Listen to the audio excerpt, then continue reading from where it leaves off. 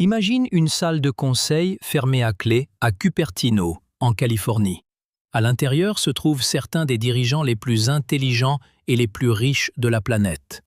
Pendant 10 ans, Apple, une entreprise disposant de plus de liquidités que la plupart des gouvernements, a tenté de construire une voiture. Ils ont appelé cela Project Titan. Ils ont brûlé plus de 10 milliards de dollars. Ils ont embauché des milliers d'ingénieurs. Ils ont construit des pistes d'essai secrètes. Et après une décennie d'échecs, Apple a regardé la réalité en face. Construire un véhicule électrique moderne est extrêmement difficile.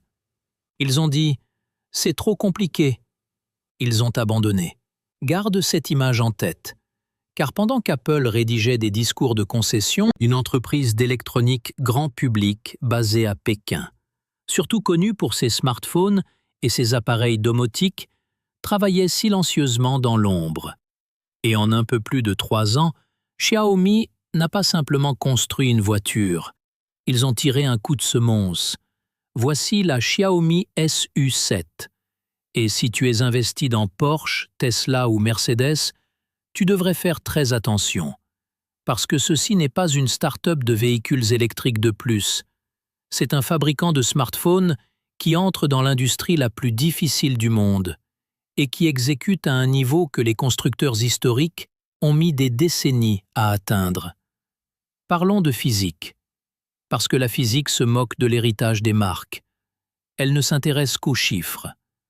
Et le chiffre que tu dois retenir est 0,195. C'est le coefficient de traînée annoncé de la Xiaomi SU7, ce qui la place parmi les berlines de série les plus aérodynamiques jamais présentées. Pour comparer, la Mercedes EQS est autour de 0,20, la Tesla Model S autour de 0,208, la Porsche Taycan autour de 0,22. Et rappelons-le, c'est la première voiture de Xiaomi. Ils n'ont pas obtenu ce résultat en la rendant laide. Ils l'ont obtenu en optimisant obsessionnellement chaque millimètre de flux d'air. Le design donne l'impression d'un métal liquide figé en plein mouvement. Des canaux d'air sont directement sculptés dans les phares. L'air entre à l'avant, traverse la carrosserie, puis ressort près des roues afin de réduire les turbulences. Ce type d'ingénierie aérodynamique est normalement réservé aux hypercars à plusieurs millions de dollars. La voiture ne mesure que 1,44 mètres de haut, un niveau digne des supercars. Les poignées de porte affleurantes réduisent la traînée sans geler en hiver. Même le capteur LIDAR monté sur le toit est profilé pour minimiser le bruit du vent. À l'arrière, un feu halo pleine largeur enveloppe la voiture comme la post-combustion d'un moteur à réaction.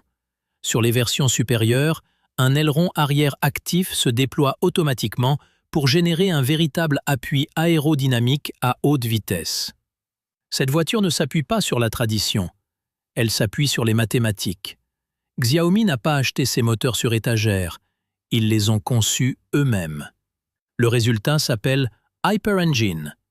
Les moteurs V6 et V6 se tournent à 21 000 tours par minute.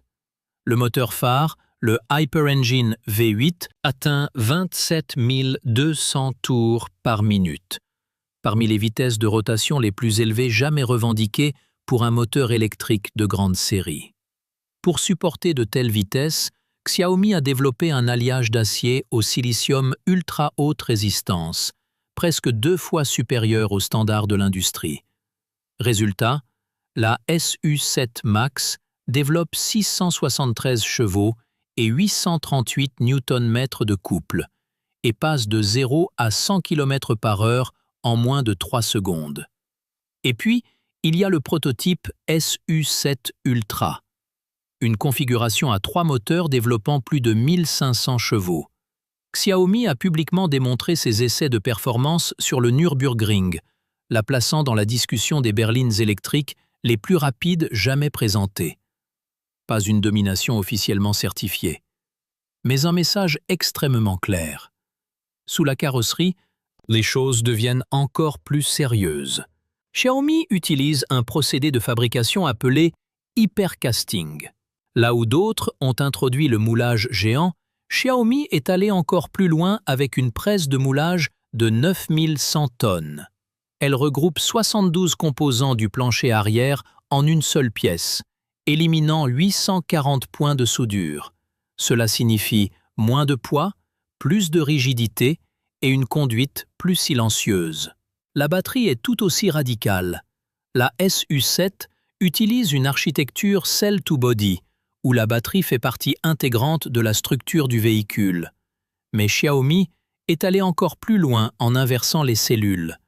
Dans le cas rare d'un emballement thermique, la pression est évacuée vers le bas, loin des passagers. Cette décision améliore la sécurité, abaisse la hauteur de la batterie et permet une ligne de toit plus basse sans sacrifier l'espace pour la tête. La batterie de 101 kWh offre jusqu'à 800 km d'autonomie selon le cycle CLTC. Grâce à l'architecture 800 volts, il est possible de récupérer plusieurs centaines de kilomètres d'autonomie en environ 15 minutes. Tu branches, tu t'en vas, tu reviens, tu repars. À l'intérieur, la SU7 ne ressemble pas à une voiture. Elle ressemble à un appareil. HyperOS de Xiaomi connecte le véhicule de manière fluide au smartphone et à la maison intelligente. Lorsque tu entres avec un téléphone Xiaomi, la voiture te reconnaît instantanément. Les appels, applications et réglages passent de ta poche à l'écran central de 16 pouces sans friction. Mais voici la décision la plus intelligente prise par Xiaomi. Ils ont rejeté l'idée que tout devait être enfermé dans un écran tactile.